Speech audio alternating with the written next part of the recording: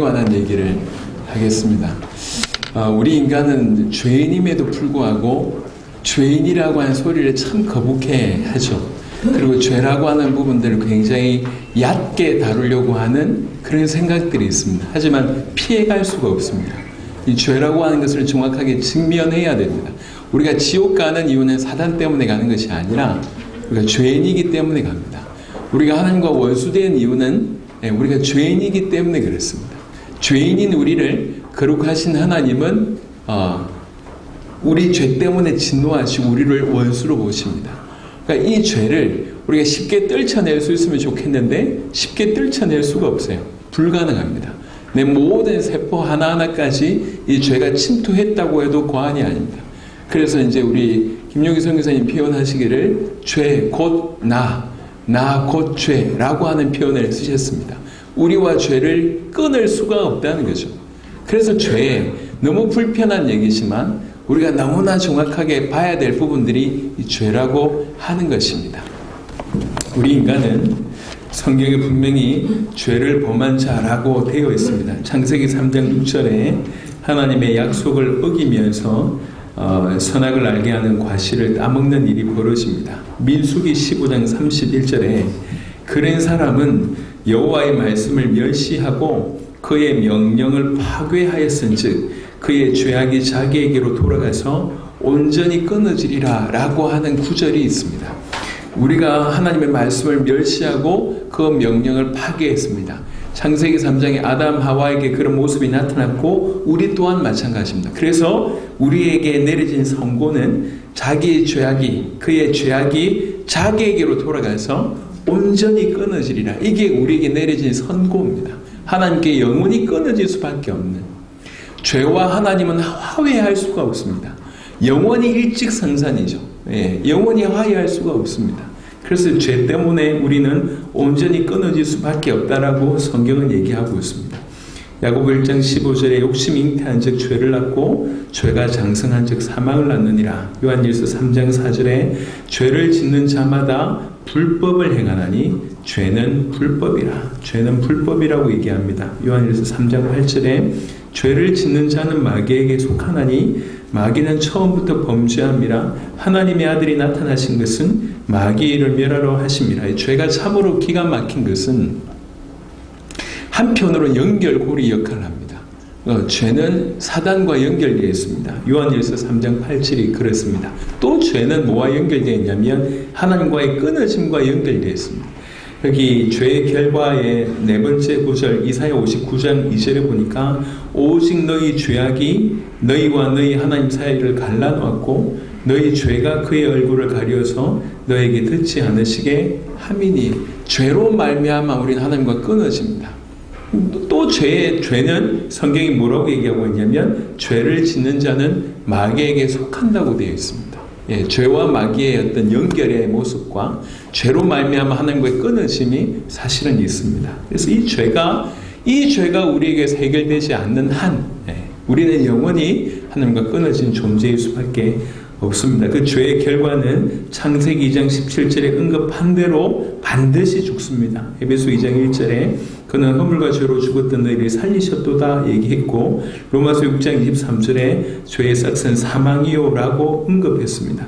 로마서 3장 23절에 모든 사람이 죄를 범하였음에 하나님의 영광이 이르지 못하더니, 하나님의 영광이 이르지 못한다는 얘기는 하나님의 영광을 드러내지 못할 뿐만 아니라 다다를 수 없다는 얘기입니다. 하나님과 끊어져 있다고 하는 부분이죠. 다른 말로 죽음이라고 표현할 수가 있습니다. 죄의 결과는 죽음입니다. 그 죽음은 영적인 죽음이 있고요.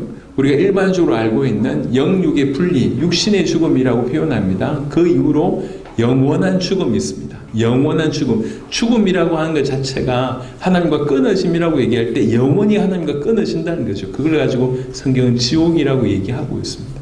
그래서 죄의 대가가 실로 이렇게 어마어마한 거예요. 아무것도 아닌 것 같은데 엄청난 일인 거예요. 우리가 어린 아이 때 못 모르고 그냥 성냥으로 장난치다가 그냥 이렇게 종이에 불이 붙었을 뿐인데 이게 온 산을 태우는 일이 벌어졌다는 거죠. 본인이 생각할 때 그냥 작은 일 같아요. 하지만 그 결과는 어마무시합니다. 우리의 죄가 우리의 모든 것을 태웁니다. 그것도 영원히 우리를 지옥불로 끌고 가고 하는 것이 죄입니다.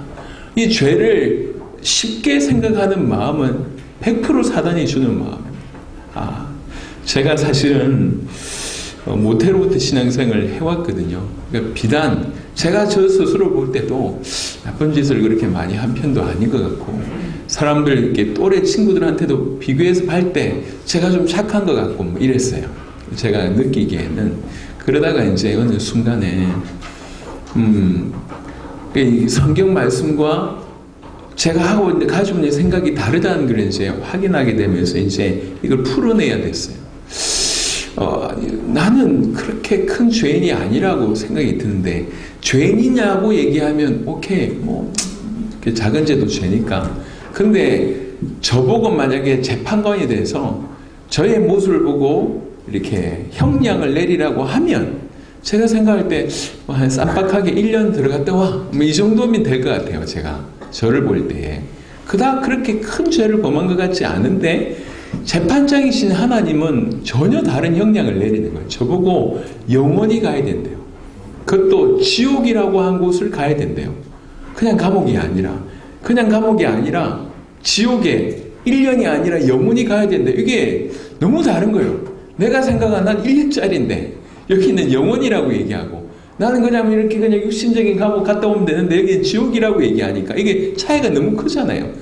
내가 생각할 때 큰 죄인이 아닌데, 하나님의 은혜로 이게 청년 때 고민이 됐어요. 청년 때. 그러니까 내가 큰 죄인이라고 하는 사실이 깨달아지지 않으니, 뭐가 깨달아지지 않냐면 예수님의 십자가가 별로 감동이 없는 거예요. 굳이 왜 꼭 지셔야 되지?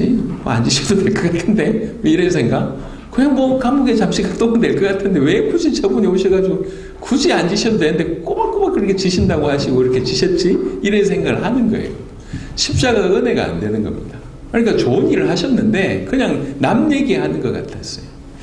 그래서 이거는 그냥 넘겨야 될 문제가 아니다라는 생각이 들어서 가만히 생각해 보니까 내가 진정한 죄인이라고 하는 것이 깨달아지는 것만큼 중요한 것이 없다는 것이 조금 이해가 되었어요. 그래서 제가 하나님의 은혜로 청년 때 그 옆에 있는 교회당이 좀 큰 교회당이 있었는데 그 안에 이제 이렇게 교육관 같은 곳을 24시간 열어놨어요. 거기에 이제 가서 기도하기 시작했습니다. 매일. 가서 기도한 것은 하나였습니다. 주님, 제가 죄인입니까? 그것도 영원히 지옥 갈 죄인입니까? 내가 이게 안 믿어진다. 나를 믿게 해달라. 알게 해달라. 그게 유일한 기도 제목이었습니다. 처음엔 하루에 한 번 정도 갔던 것 같아요.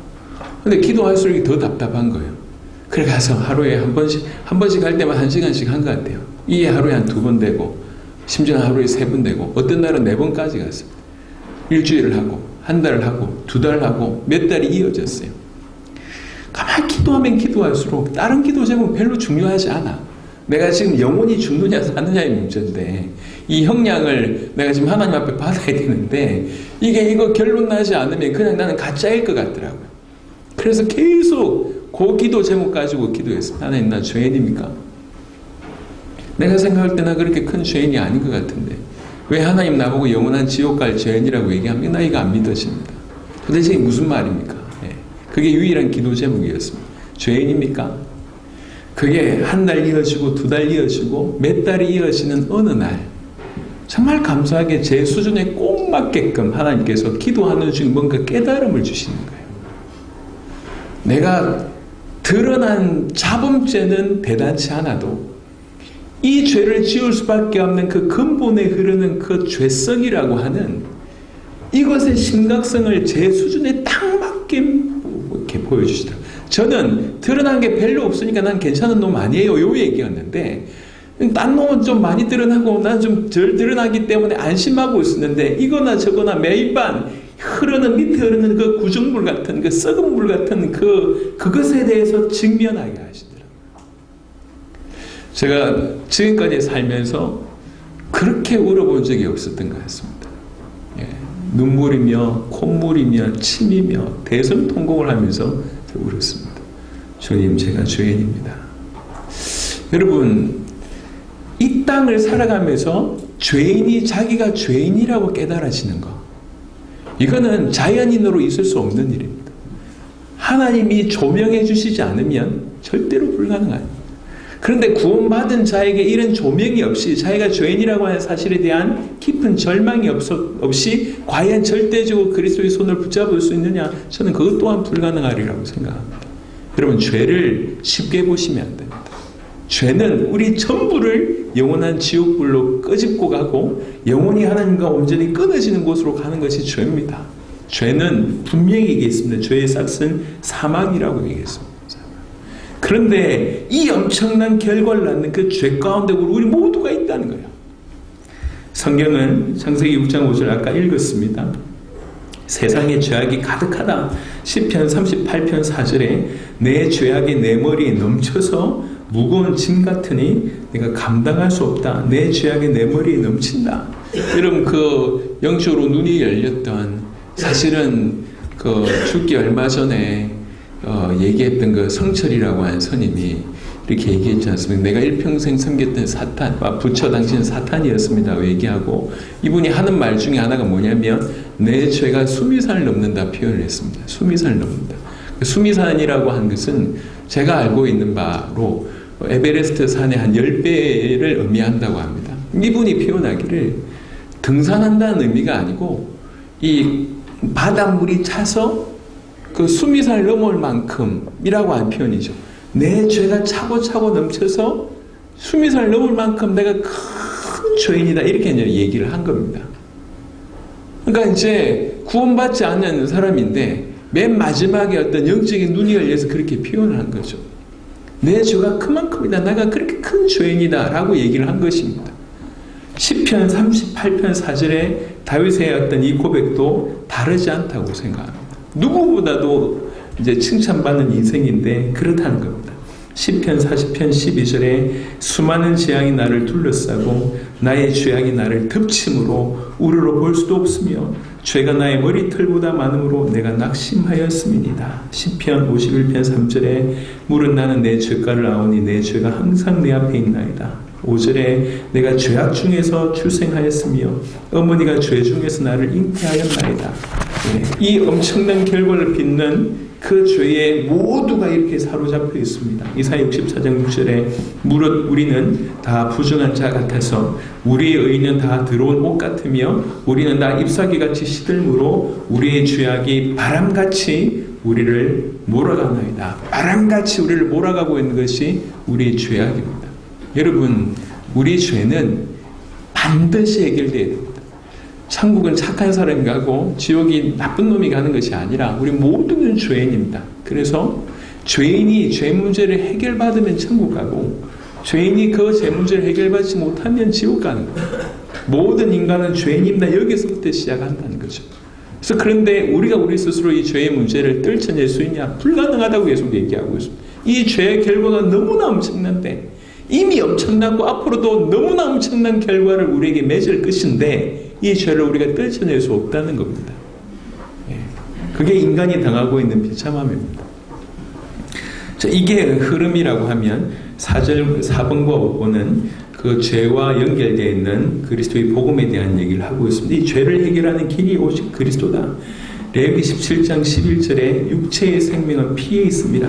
내가 이 피를 너에게 주어 제단에 뿌려 너희의 생명을 위하여 속죄하게 하였나니 생명이 피에 있으므로 피가 죄를 속하느니라. 그래서 죄 없는 자의 피가 죄인의 죄를 속한다. 이게 하나님의 방법이었습니다. 이사야 53장 5절에 그가 찔림은 우리 허물 때문이요 그가 상함은 우리의 죄악 때문이라. 그가 징계를 받음으로 우리는 평화를 누리고 그가 채찍에 맞음으로 우리는 나음을 받았도다. 6절에 우리는 다 양 같아서 그릇 행하여 각기 제 길로 갔거늘 여호와께서는 우리 모두의 죄악을 그에게 담당시키셨도다. 11절에 그가 자기 영혼에 수고한 것을 보고 만족하게 여길 것이라. 나의 의로운 종이 자기 지식으로 많은 사람을 의롭게 하며 또 그들의 죄악을 친히 담당하리로다. 죄에 대해서 절망해 본 사람 많이 죄를 해결해 줄 수 있는 그리스도에 대한 절대적인 간절함이 생기는 법입니다. 이 죄를 해결할 수 있는 길이 있다는 거냐? 여러분, 우리가 그냥 몸이 건강할 때는 암 낫는 약에 대해서 그냥 좋은 정보로만 받아들입니다. 하지만 우리가 어떤 특정한 암이 걸렸는데 그 특정한 암에 대한 특별한 어떤 효과를 내는 약에 대한 것들이 들리면 이건 정보로 듣지 않는 거죠. 생명으로 받아들이는 겁니다. 우리가 죄인이라고 하는 것들이 깊이 받아들여질 때만이 이 죄 가운데서 우리를 건져낼 수 있는 그리스도에 대해서 우리는 절대적으로 붙잡게 되겠습니다. 그러니까 죄인이라고 하는 것들이 선행되고 이것들이 먼저 깨달아진 것이 선행되고 몸을 돌려 오히려 온전히 그리스도에게 붙잡는 이런 일이 사실 구원받은 자에게 당연히 일어나는 일이라 여겨집니다. 이 죄를 해결하신 그 그리스도, 누가 그리스도냐? 예수님이 바로 그 그리스도라고 얘기하고 있습니다. 마태복음 1장 21절에 아들 낳으리니 이름을 예수라 하라. 이는 그가 자기 백성을 그들의 죄에서 구원할 자이시니라 하니라. 요한복음 1장 29절에 이튿날 요한이 예수께서 자기에게 나오심을 보고 이르되 보라 세상 죄를 지고 가는 하나님의 어린 양이로다. 고린도후서 5장 21절은 아주 신비롭게 표현했습니다. 하나님이 죄를 알지도 못하신 이를 우리를 대신하여 죄로 삼으신 것은, 죄로 삼으셨다는 또 조금 더 강한 표현으로 얘기하자면 죄 자체가 되게 하신 거예요. 십자가상에서 달리신 그분은 원래 나무에 달린 자는 저주를 받는다고 얘기했지 않습니까? 저주를 받은 자라고 하는 표현입니다. 그 십자가상에서 예수님은 모든 인간의 죄를 그대로 뒤집어 쓰신 거죠. 그 모든 인류의 죄가 전가됐다고 해도 과언이 아닙니다. 그 죄가 그 몸 안에서 심판을 받으신 것입니다. 그것이 죽음으로 이어진 것입니다. 그래서 예수님이 십자가상에서 예수님은 죄 자체라고 성경은 그렇게 표현하고 있습니다. 죄로 삼으신 것은, 죄 자체가 되게 하신 것은 우리로 하여금 그 안에서 하나님의 의가 되게 하려 하십니다. 우리의 죄가 그에게 전가되고 그의 의로우심이 그대로 우리에게 전가가 되어서 우리로 그 안에서 하나님의 의가 되게 하시는 일이 바로 그 십자가 사건에서 일어났다는 거예요. 우리의 죄를 해결하시는 유일한 길은 그리스도밖에 없습니다.